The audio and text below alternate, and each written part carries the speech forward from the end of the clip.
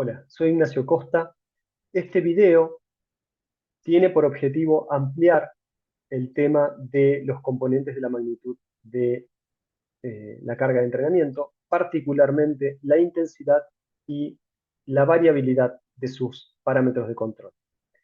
En la primera parte voy a hablar de la fuerza y en la segunda de la resistencia.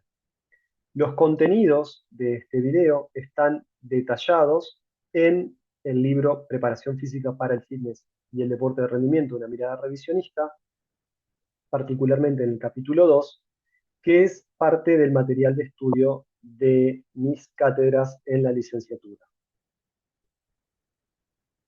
Tenemos que iniciar definiendo a la intensidad. La intensidad es uno de los componentes o aspectos de la magnitud de la carga, así como la duración, el volumen, la frecuencia y la pausa. Y es el grado de esfuerzo del sujeto frente al entrenamiento. No basta, cuando hablamos de intensidad, decir que debe entrenar a una alta, media o baja intensidad. Debemos ir mucho más allá y ser más específicos, definiendo el parámetro de control que vamos a utilizar para poder prescribir. Verkhojansky decía que cualquier idiota puede hacer que otro idiota se canse. En este video, como les decía, voy a hablar específicamente de la fuerza, del porcentaje de una repetición máxima, de las repeticiones máximas, la velocidad de ejecución, sin entrar en mucho detalle del entrenamiento basado en la velocidad, las repeticiones en reserva y la sensación subjetiva del esfuerzo. Finalmente, hablaré del carácter del esfuerzo. Vamos entonces al punto. El parámetro de control, el gol estándar que tenemos en el entrenamiento de fuerza es la masa que el sujeto puede levantar en una sola repetición. De allí se establecen porcentajes y se supone que el sujeto puede realizar una cierta cantidad de repeticiones máximas a diferentes porcentajes. En la bibliografía pueden encontrar innumerables tablas de este tipo, incluso en algunos libros se ha postulado que si el sujeto realiza tantas repeticiones tendría cierto tipo de fibras musculares dominantes a otro, etc. La verdad es que poca evidencia científica hay sobre esto. La primera pregunta que nos hacemos si decidimos utilizar este parámetro de control es si lo vamos a medir directamente, el sujeto va a realizar un test de una repetición máxima o si lo vamos a estimar. Existen muchas ecuaciones para estimarla, la mayoría de ellas no tiene sustento científico y fueron postuladas solo por suposiciones entre la cantidad de repeticiones posibles y el porcentaje de un RM al que se realizaría. A partir del 90% de un RM ya puede haber diferencias interindividuales en la cantidad de repeticiones máximas que los sujetos realicen. Y por debajo del 80% esta es significativa. Es decir, cuidado si estamos estimando y cuidado si prescribimos el entrenamiento pensando en esto. Por otra parte, la cantidad de repeticiones posibles depende de la velocidad de ejecución. No da lo mismo si las realizo en forma veloz, muy veloz o lentas. Y depende del grupo muscular al que esté estimulando. Fíjense esto, para ejemplificar lo que les estaba diciendo. Lo tomé del libro de Juan José González Vadillo. Propone a un sujeto 3 series a lo que sería más o menos el 75% de un RM, 3 series con 12 repeticiones a la fatiga, al fallo muscular, con 5 minutos de pausa. Y utilizó un encoder para mensurar la velocidad. En la línea azul pueden ver la primera serie. Obviamente el sujeto realiza solo 12 repeticiones máximas, iniciando con 0,59 metros por segundo en press de banca y terminando con 0,13 metros por segundo. Después de 5 minutos, se le pide que realice lo mismo, 12 repeticiones con la misma masa. Inicia a una velocidad mucho más lenta, 0,46 metros por segundo. Finaliza con la misma velocidad, pero solo puede tolerar 8 repeticiones. Y en la tercera serie, después de otros 5 minutos de pausa, inicia mucho más lento, finaliza mucho más lento y solo puede hacer 7 repeticiones máximas. Esto nos tiene que hacer pensar, cuando prescribimos ejercicios hasta la fatiga a nuestros entrenados y ellos nos dicen o vemos que pueden tolerar con la misma masa la misma cantidad de repeticiones durante las series. Realmente, si nuestro objetivo, supongamos, estuviera correctamente pensado, estratégicamente bien planteado para las ganancias de fuerza y masa muscular que estamos esperando, pretendiendo, que este sujeto realmente no estuvo utilizando la masa para llegar a la fatiga muscular en la primera serie. ¿Por qué? Porque obviamente si puede tolerar la misma masa durante todas, es que no estuvo llegando a la fatiga en la primera. Es imposible mantener la cantidad de repeticiones hasta la fatiga durante las series. Hay pérdida de velocidad y hay pérdida de repeticiones. Otros puntos a considerar sobre este parámetro de control de la intensidad es la imposibilidad de evaluar todos los ejercicios. He visto en la práctica colegas que han evaluado todos los ejercicios. Me parece un error grosero, groserísimo. Evalúan curl de bíceps, evalúan eh, sentadillas, press de banca, press de hombros, tirones en polea. Todos los ejercicios que proponen los evalúan y cuando cambian las rutinas de entrenamiento los vuelven a evaluar. Esto implica, primero, un elevadísimo nivel de fatiga al momento de evaluar. No se pueden hacer test máximo más de uno, dos, y en ciertas personas muy, muy bien entrenadas, tal vez 3 ejercicios por sesión, pero muy entrenadas, me refiero. Eh, Implica que solo voy a trabajar el fallo muscular, porque este parámetro de control y esta relación entre la cantidad de repeticiones posibles y el porcentaje de diferentes porcentajes de un RM es para utilizarlo de esta forma. Un elevadísimo riesgo de lesión y obviamente una falta de control de la pérdida de ejecución. No estoy teniendo en cuenta la pérdida de ejecución, es un factor clave en el entrenamiento deportivo y en el entrenamiento para el fitness también.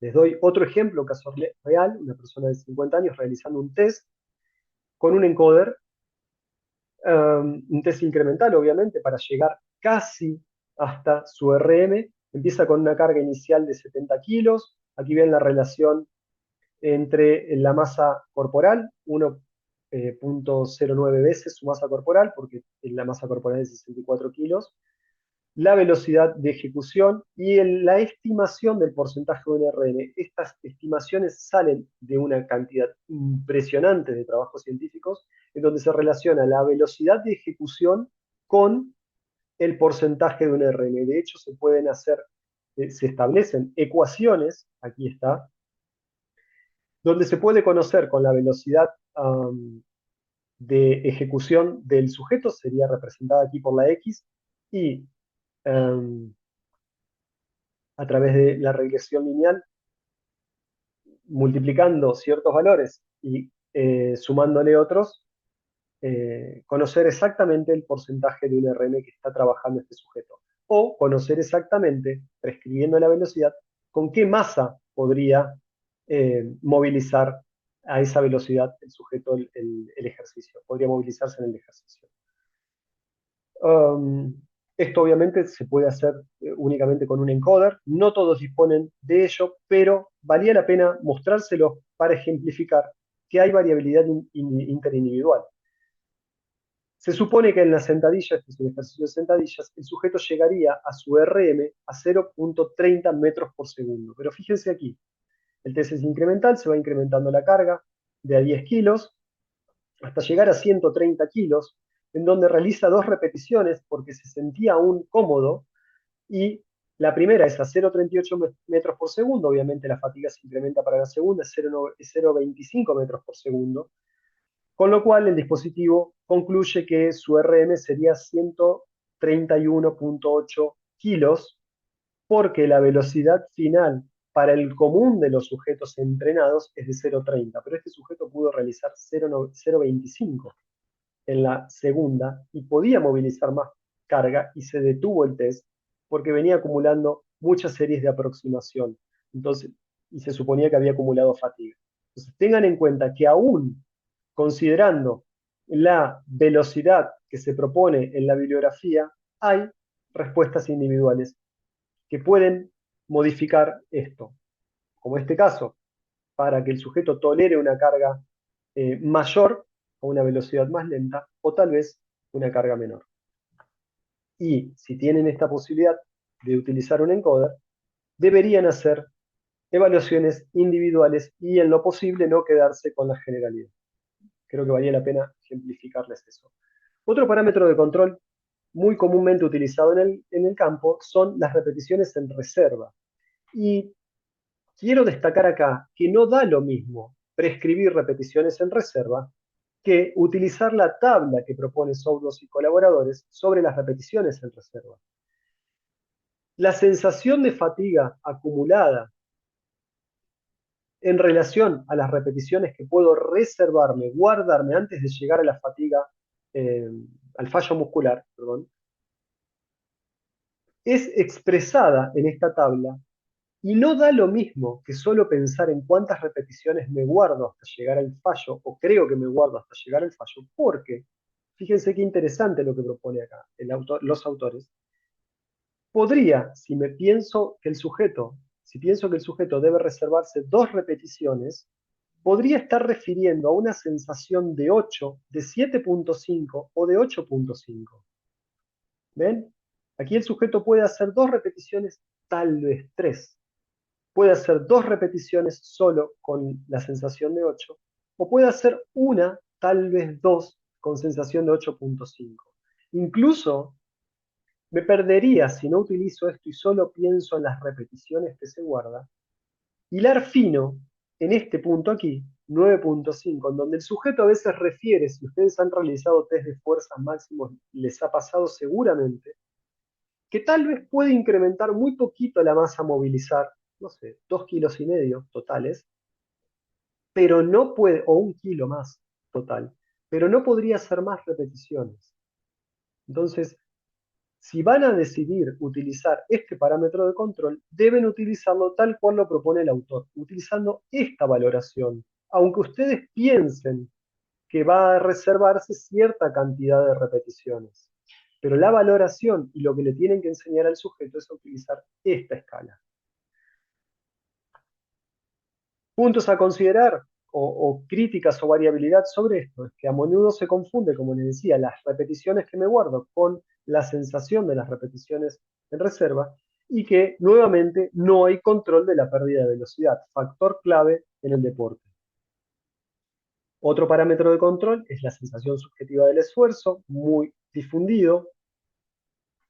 Y sobre esto me parece interesante destacar el trabajo que había realizado Fernando Anaclerio, en donde relaciona diferentes porcentajes de un RM con la sensación de fatiga inicial en la primera repetición, segunda repetición, y la final que prescribo. Obviamente, si al sujeto le digo que llegue hasta la fatiga, la sensación final va a ser siempre 10, porque llegó hasta la fatiga, no puede más. Pero si la pérdida de velocidad es del 10% o del 20%, las sensaciones de fatiga van a ser diferentes.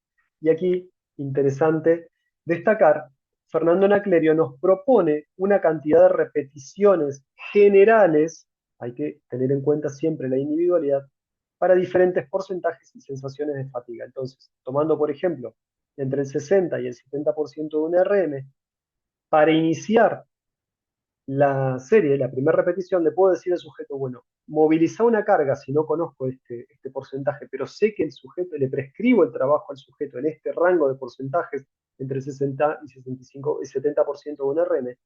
Digo, moviliza una carga que vos sientas que refiere a un 3, es, fíjense en la tabla, entre fácil y algo fácil, en la primera y segunda repetición.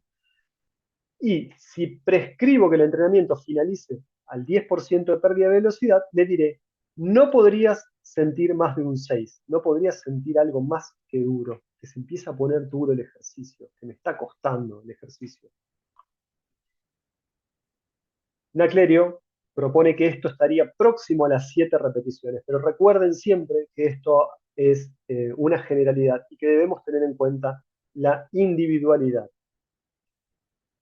Y si la pérdida de velocidad fuera de un 20%, la que estoy prescribiendo, podría sentir el sujeto al final de las repeticiones un 7. Me parece súper práctico, pero, y está considerando en cierta forma la pérdida de velocidad, pero el problema es lo subjetivo, estas sensaciones, ya son dos sensaciones a tener en cuenta, una al iniciar y una al finalizar, y que requiere realmente de aprendizaje. Hay algunos trabajos que han propuesto que esto se afina, y tiene mucha lógica, cuando cada tanto al sujeto se lo evalúa con un encoder y se le va diciendo, mira, tu velocidad es de tanto, fíjate que tu pérdida de velocidad fue tal, ¿qué sentís ahora? Se lo va ajustando, se lo va afinando, como decía, a la sensación con la mensura real de la pérdida de velocidad. Y en relación a la pérdida de velocidad, la propuesta de González Vadillo me parece superadora, súper práctica, no requiere de elementos de evaluación, y es el carácter del esfuerzo. Distingue 4 niveles de carácter del esfuerzo, pequeño, medio, muy alto y máximo, y en cada uno diferentes pérdidas de velocidad en la serie. Si la pérdida de velocidad es entre el 5 y el 10%, el sujeto podría realizar menos repeticiones que la mitad, aproximadamente un tercio.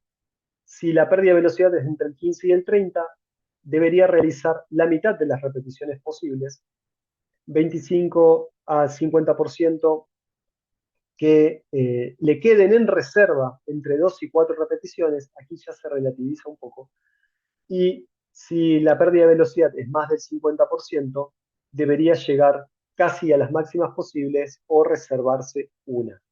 Ahora, llevando un ejemplo de lo que les estoy diciendo, si le estoy proponiendo al sujeto que su pérdida de velocidad no debe ser mayor que el 10%, carácter del esfuerzo pequeño, debería decirle, ok, supongamos que mi objetivo es que realice eh, 4 repeticiones, 3 series de 4 repeticiones, con una pérdida de velocidad menor o hasta el 10%. Un tercio, 4 es el tercio de 12, entonces debería proponerle al sujeto, ok, realiza 3 series de 4 repeticiones con una masa que vos creas que podés movilizar solamente 12 veces. Si lo que quisiera es una pérdida de velocidad entre un 15 y un 30%, que es la mitad de las repeticiones posibles, y mi objetivo fuera nuevamente que realice 3 series de 4 repeticiones, le diría, realiza 3 series de 4, con una masa que vos puedas movilizar únicamente 8 veces. Espero se entienda. Es muy, muy práctico y claro, tiene críticas también. La diferencia entre los sujetos y los ejercicios, hay variabilidad, porque en realidad, como les había dicho, de acuerdo al ejercicio hay diferentes porcentajes de un RM a diferentes velocidades, cuando lo mido con un encoder, e implica, quizás la crítica más importante, implica conocer o tener una relación o una estimación con la cantidad de repeticiones máximas posibles. Es decir, cuando yo le digo al sujeto, realiza 3 series de 4 repeticiones con una masa que vos crees que podés mover en 12, tiene que tener alguna referencia de cuánto puede mover en 12. Y nuevamente, hablando del primer parámetro de control, las repeticiones máximas posibles y el porcentaje de un RM, no estaría bueno decirle, ok, hacete un test de 12 repeticiones máximas y ahora este peso movilízalo en 3 series de 4. El riesgo de lesiones, el riesgo de incrementar la fatiga a lo largo de los entrenamientos eh, y la imposibilidad de hacerlo en cada ejercicio y en cada prescripción de repeticiones máximas posibles sería muy alto y no tiene ningún sentido. Pero me parece de las propuestas que les he hecho la más interesante, la más práctica y que no requiere de dispositivos y tecnología que pueda ser costosa. Les recuerdo que esta es la primera parte de la presentación. Continúo la segunda hablando de la resistencia. Espero les haya resultado interesante. Si quieren comunicarse conmigo por las redes sociales, me encantaría escuchar sus comentarios. Les dejo aquí la bibliografía.